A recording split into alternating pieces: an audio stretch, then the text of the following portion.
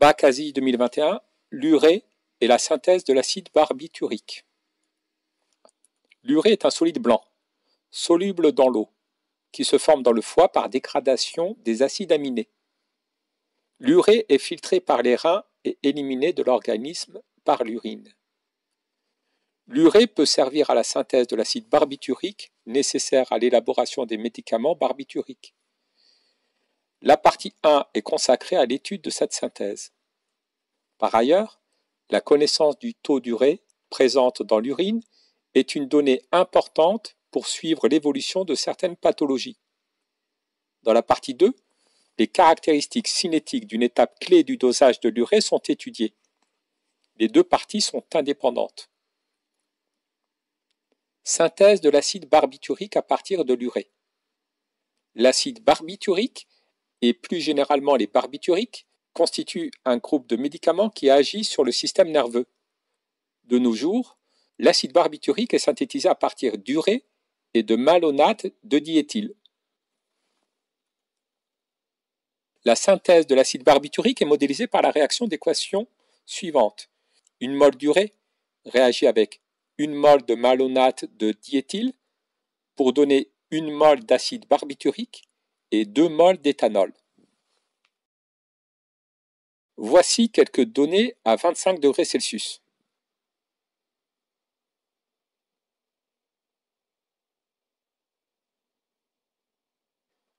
On note l'acide barbiturique HA et sa base conjuguée A-. En tant qu'espèce ionique, cette base conjuguée est soluble dans l'eau. Le pKa du couple acide-base de l'acide barbiturique a pour valeur 4,08. Écrire la formule semi-développée du malonate de diéthyle. Partons de la formule topologique du malonate de diéthyle. À l'extrémité de chaque segment représenté, nous avons un atome de carbone et nous pouvons en déduire le nombre d'atomes d'hydrogène grâce à la valence de l'atome de carbone. L'atome de carbone forme 4 liaisons.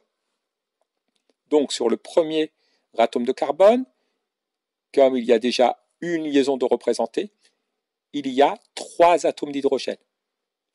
Sur le deuxième atome de carbone, comme il y a déjà 2 liaisons de représentées, il y a 2 atomes d'hydrogène. Sur le troisième atome de carbone, il y a déjà 4 liaisons de représentées, donc il n'est relié à aucun atome d'hydrogène.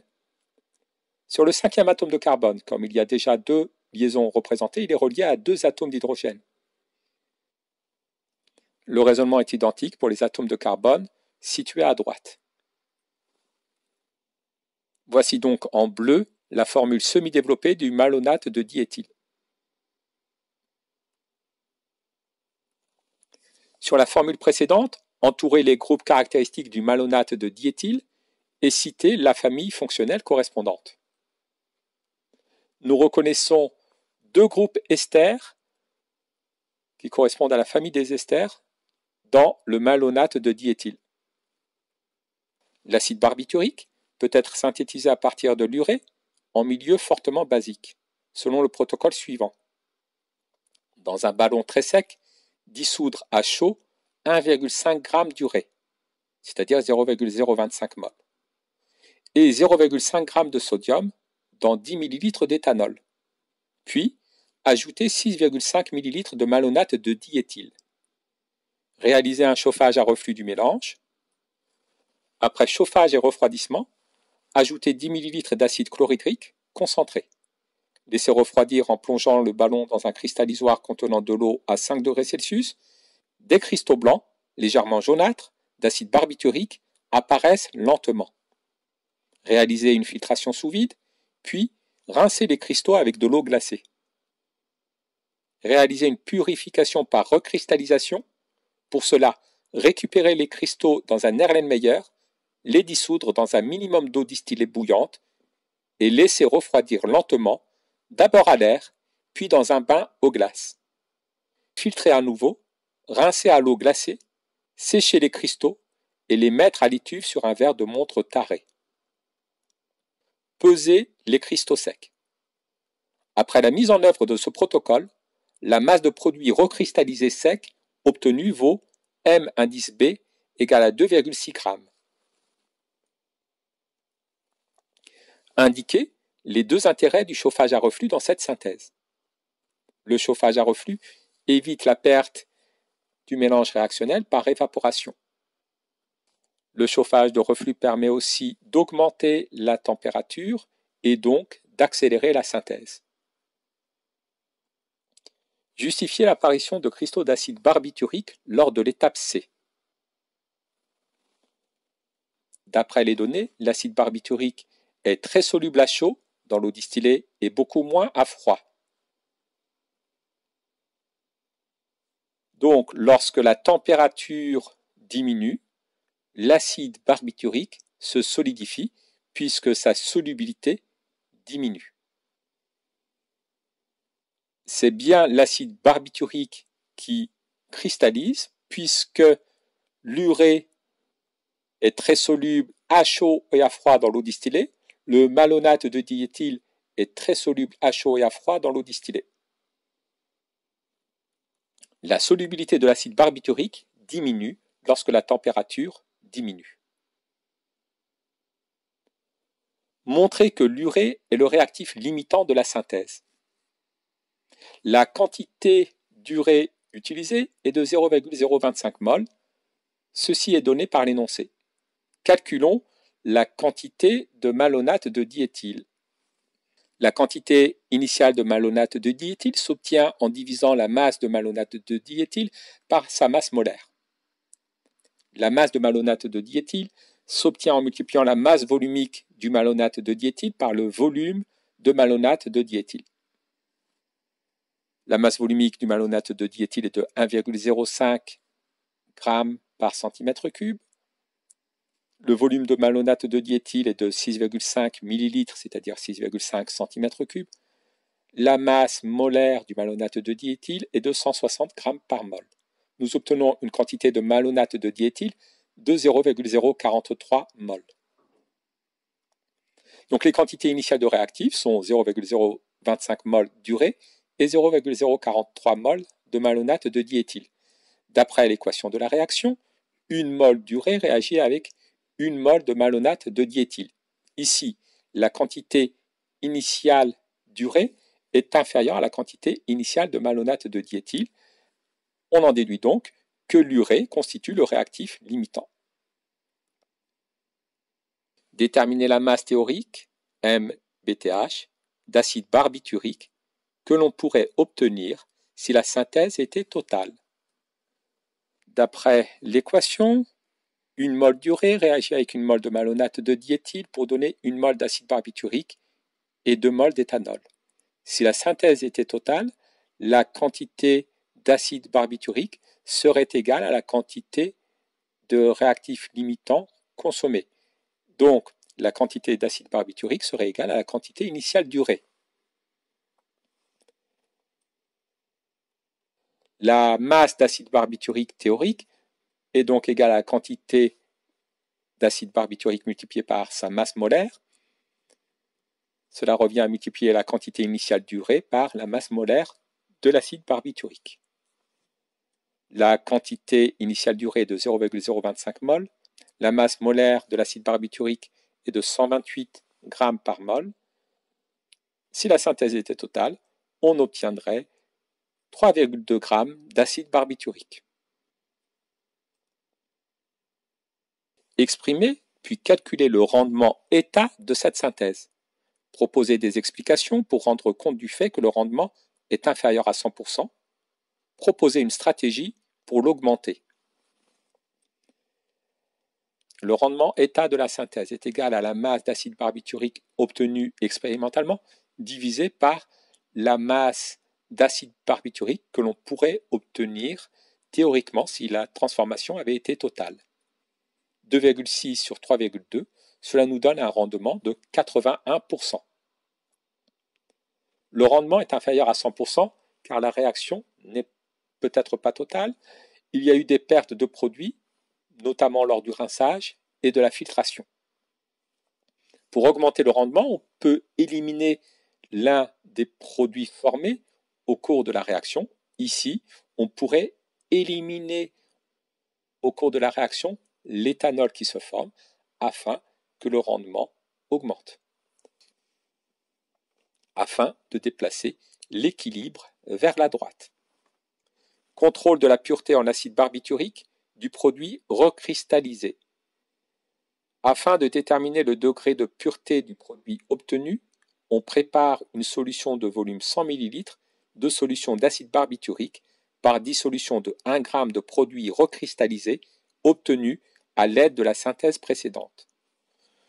On procède ensuite au titrage de 100 ml de solution d'acide barbiturique préparée par une solution d'hydroxyde de sodium de concentration 5 × 10 puissance moins 1 mol par litre. On suit le titrage par pH-métrie. On obtient la représentation graphique reproduite sur la figure 1.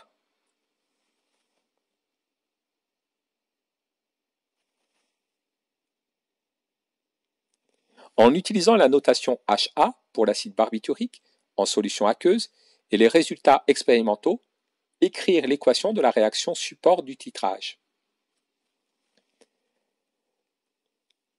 Selon Brønsted, un acide est une espèce chimique capable de céder un proton H+. Donc, l'acide HA va céder un proton H+, pour donner l'ion A-. Dans la réaction de dosage, l'acide HA réagit avec la base ion hydroxyde HO-. Une base est une espèce chimique capable de capter un proton. Donc l'ion hydroxyde va capter un proton H+, pour donner de l'eau H2O. Additionnons les deux demi-équations membre à membre. Une mole d'acide barbiturique va réagir avec une mole d'ion hydroxyde pour donner une mole d'ion A- et une mole d'eau. Schématiser et légender le montage permettant de réaliser le titrage de l'acide barbiturique par la solution d'hydroxyde de sodium. Dans un bécher, nous allons verser 100 ml de solution d'acide barbiturique. Nous introduisons à l'intérieur un barreau aimanté, qu'on appelle également turbulent. Dans la burette graduée maintenue par son support, nous introduisons une solution aqueuse d'hydroxyde de sodium de concentration égale à 5 × 10 puissance moins 1 mol par litre. On introduit une sonde pH métrique dans le bécher et on dispose le bécher sur un agitateur magnétique. Rappelez la définition de l'équivalence d'un titrage. À l'équivalence, les réactifs ont été introduits dans les proportions stoichiométriques.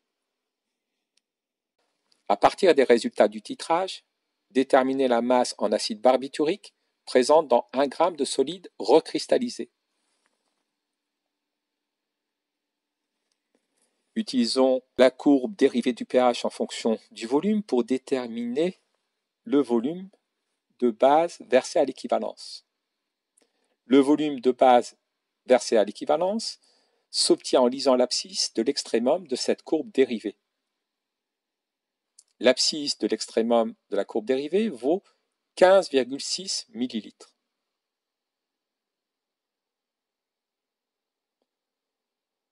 Le volume de base versé à l'équivalence est de 15,6 ml. À l'équivalence, les réactifs ont été introduits dans les proportions stoichiométriques. Donc, d'après l'équation de titrage, comme une mole d'acide réagit avec une mole d'ion hydroxyde, la quantité d'acide barbiturique initialement présente est égale à la quantité d'ion hydroxyde versée à l'équivalence.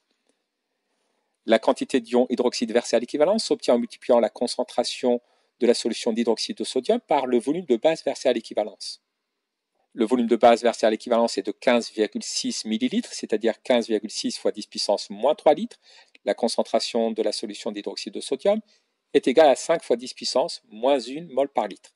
Nous obtenons une quantité d'acide barbiturique présent dans le bécher égale à 7,80 × 10 puissance moins 3 mol. La masse d'acide barbiturique s'obtient en multipliant la quantité d'acide barbiturique par la masse molaire de l'acide barbiturique. Nous obtenons une masse d'acide barbiturique présente dans le bécher, donc dans 1 g de solide recristallisé, égale à 0,998 g. Préciser si la recristallisation a été satisfaisante. Justifier. Calculons pour cela le degré de pureté du solide recristallisé. Le degré de pureté s'obtient en divisant la masse d'acide barbiturique contenue dans le solide recristallisé par la masse de solide recristallisé. 0,998 divisé par 1, cela nous donne un degré de pureté égal à 99,8%, ce qui est très proche de 1. La recristallisation est donc très satisfaisante. Partie 2. Étude de la cinétique de l'hydrolyse de l'urée. Dans le cadre d'un suivi médical, il peut être nécessaire de contrôler la teneur en urée dans les urines. Une méthode pour réaliser ce dosage consiste à procéder dans un premier temps à l'hydrolyse de l'urée en ions ammonium et carbonate. Ce sont des ions ammonium formés qui, par la suite, font l'objet d'une analyse en vue de remonter à la concentration initiale en urée. Dans ce processus de dosage, l'hydrolyse de l'urée est une transformation lente. Une étude expérimentale est conduite pour établir les caractéristiques cinétiques de cette transformation et la manière de l'optimiser. Pour simplifier l'étude, l'hydrolyse de l'urée est modélisée par la réaction d'équation 1 mol d'urée réagit avec 2 mols d'eau pour donner 2 mols d'ion ammonium et 1 mol d'ion carbonate, l'eau étant large excès. On suit l'évolution au cours du temps de la concentration en quantité de matière de l'urée dans une solution aqueuse diluée et maintenue à la température constante de 37 degrés Celsius. Les mesures et leurs exploitations ont permis de tracer les représentations des figures 2 et 3.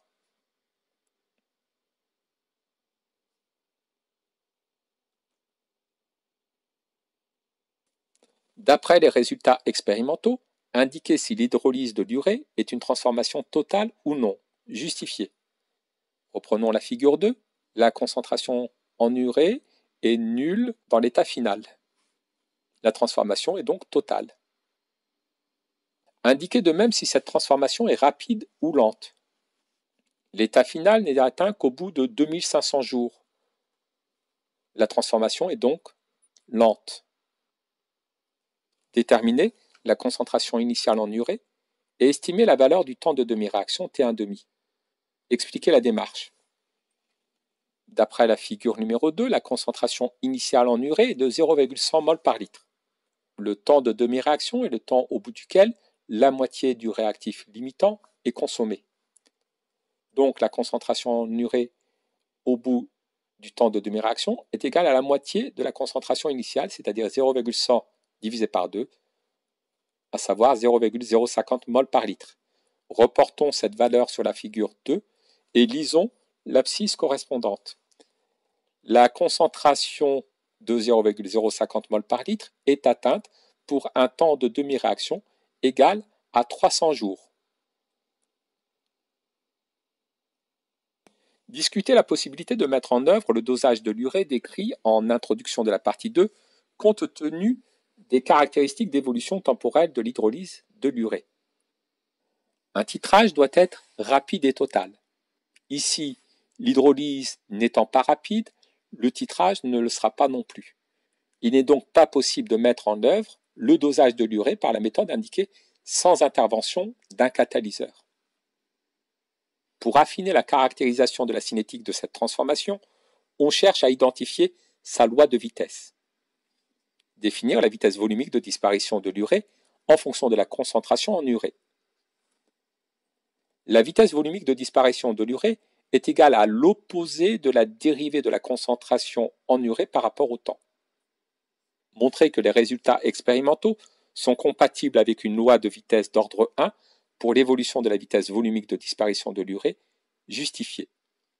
Prenons la figure 3 qui indique la vitesse de disparition de l'urée en fonction de la concentration en urée.